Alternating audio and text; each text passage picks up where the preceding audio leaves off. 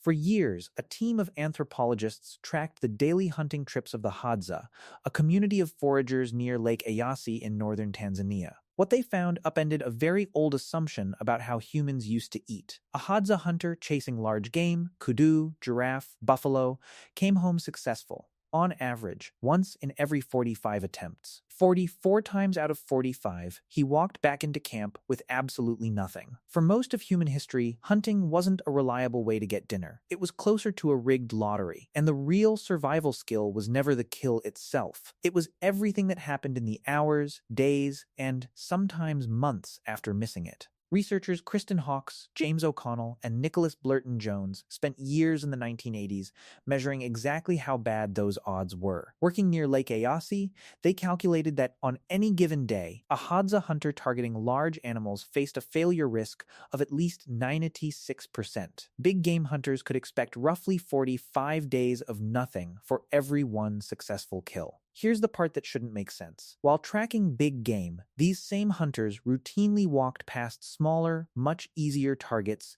guinea fowl, dick, anything slow and nearby, and kept going, passing up a near guarantee to keep chasing a long shot looks, on paper, like terrible economics. So why would an entire subsistence strategy be built around an activity that fails 96 times out of 100? If the goal were simply calories, it would be the worst plan available on the savannah. Something else was clearly being paid for besides meat. Roughly 9,000 kilometers away, in the forests of eastern Paraguay. Anthropologists Kim Hill and Magdalena Hurtado spent decades answering a related question with the Aché people. Aché hunters actually did better than the Hadza, bringing home meat on about 48% of hunting days, according to later analysis by Hill and archaeologist Keith Kinty. That still meant failure more than half the time. What kept a failed hunter fed wasn't his own skill. It was a rule. Hill and Hurtado documented that meat from a successful Aché hunt was distributed across the entire band regardless of kinship. And, strangely,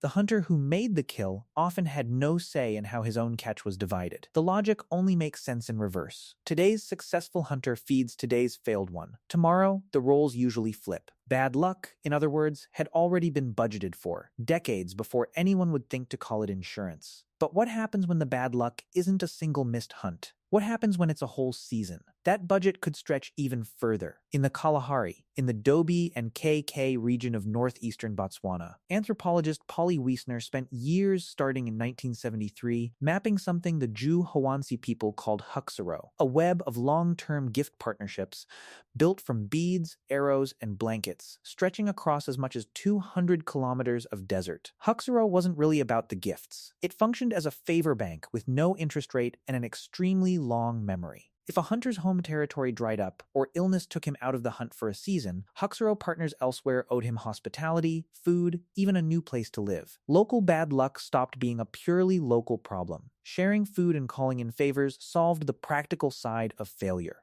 There was another side entirely, the part that happened in the moment, mid-hunt, when the plan had already collapsed. In August of 1990, near a place called Lone Tree in the central Kalahari, a South African researcher named Louis Liebenberg had spent 2 weeks with a band of sand hunters without a single kill between them. When a kudu finally bolted from cover, the hunters didn't reach for a better shot. They started running. Persistence hunting is exactly what it sounds like, trotting an animal down over several hours, in the heat of the day, until its body gives out before a human's does. Some researchers dispute how often this method was actually used versus kept as a last resort.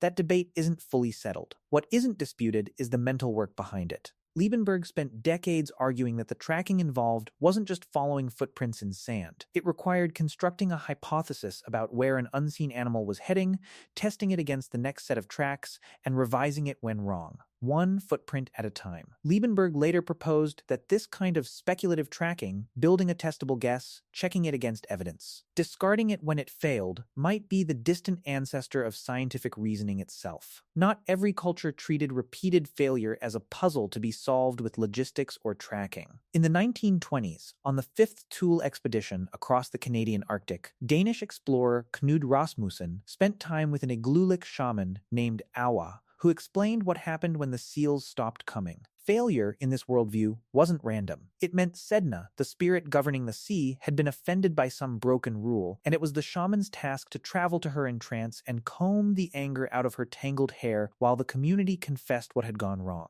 Only then would the animals return. It sounds like superstition dressed up as ceremony. But look at the actual function. A public ritual that forced a hungry, frightened camp to talk through what had gone wrong together, instead of letting blame and panic fracture the group once food ran out. The insurance here wasn't material. It was social. Here's where the standard story gets it backwards. The usual assumption is that human cooperation grew out of hunting success, that the big kill, dragged home and celebrated, is what pulled early humans into tighter, more generous groups. The evidence points the other way. Food-sharing rules like the Aché, gift networks like hxaro, tracking rebuilt as a form of applied reasoning, ritual accountability like Awas, none of these were responses to a system that worked. They were responses to a system that almost never did. Cooperation wasn't the reward for hunting well. It was the patch built to survive hunting badly, over and over, for tens of thousands of years. None of it shows up on a cave wall the way a mammoth does. There's no dramatic painting of a favor owed, or a rule about meat distribution, or a shaman's argument with the sea. But by the numbers. That quiet infrastructure did more to keep early humans alive than any single spear ever did. Humans didn't get social because the hunt succeeded. They got social because it almost never did, and something had to cover the other 44 days. So picture that Hadza hunter again, walking back into camp near Lake Iasi with nothing in his hands. 44 times out of 45, that was never a system failure. It was the system, working exactly as it was built to.